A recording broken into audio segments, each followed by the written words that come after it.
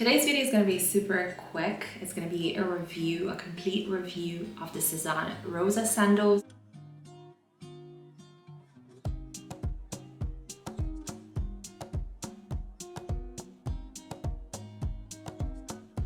These sandals are trending, and if you watch this video that I posted a while ago, you know that I bought these sandals before leaving for my honeymoon, and as you can see from my tan, I'm actually back from my honeymoon and I'm ready to give you my complete review, complete thoughts. I'm going to tell you what I like about the sandals, I'm going to tell you what I don't like about the sandals and why I'm returning them, and I'm going to tell you how the brand has supported me during this phase. So if you're ready, let's go.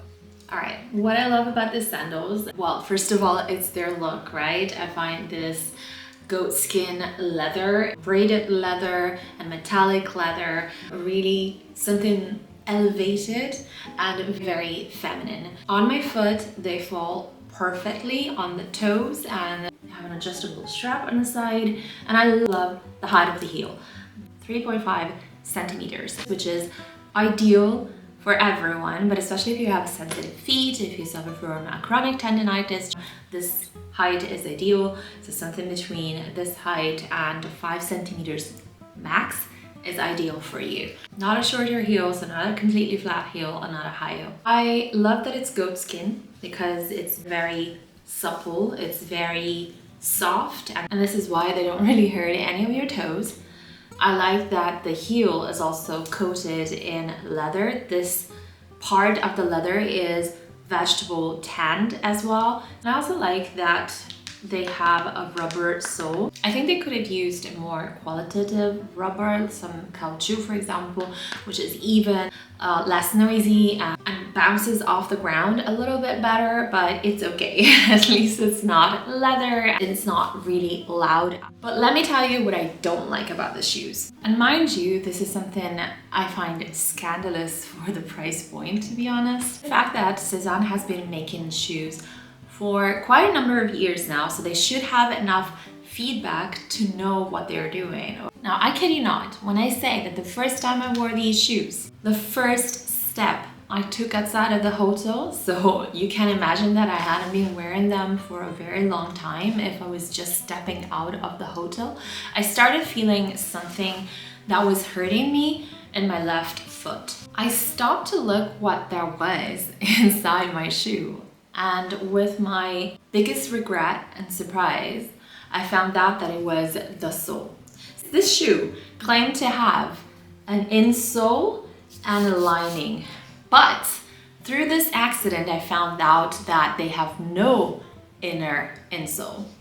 They have only a lining. So this part of the lining, that's really hard for you to see because now I had to super glue it back because it was hurting me, and I had like 15 days in Jamaica where I only brought these shoes and my swimming pool slippers, so obviously I needed them.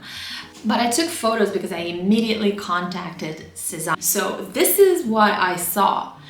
The leather lining had it glued and it was rolling back. And this is when I found out that the insole part is a lie, because the insole stops here. This is the insole, and then they claim they have a lining. And underneath the lining, this is crazy, you can see the cardboard. Maybe I can show you in the other shoe, which in the meantime has also opened up. Can you see that? And let me see. Yeah, there you go. You can see cardboard. Now, if this was a qualitative pair of shoes, and I've worked in shoes, leather shoes, for 3 years when I was in France, so I know what I'm talking about. They would have the insole, this part here, which is a little bit bouncy, and they would have it all throughout the shoe. And then on top of it, the lining as well. But this doesn't happen because insole only stops here. And you can tell, you can touch it, you can virtually touch it. And here is where the lining starts. Makes your foot in contact with the cardboard, which is why these shoes are so hard. They seem bouncy at the beginning when you buy them because they put something to make it a little bit bouncy. But with the weight of your body, this is gonna flatten and you're gonna find out that they are hard. As you can see, they have no arch support. This is something that I've done before I left because I do it in most of my shoes. Because I've seen that this is a trend in the market since I left the industry, that I bought some external sticking arch support for shoes.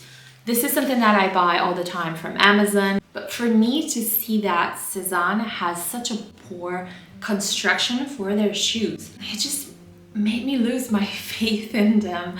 Now I know that because they had to seek external investors, the direction of the brand is different now, will reflect what you have to do to scale. This is what happens normally on the economy of scale. For the quality I'm getting, may seek other brands more and more often, which makes me very sad because the designs are still very lovely, and you guys even found my channel watching Sézane reviews, so you know I'm a Sézanette at heart.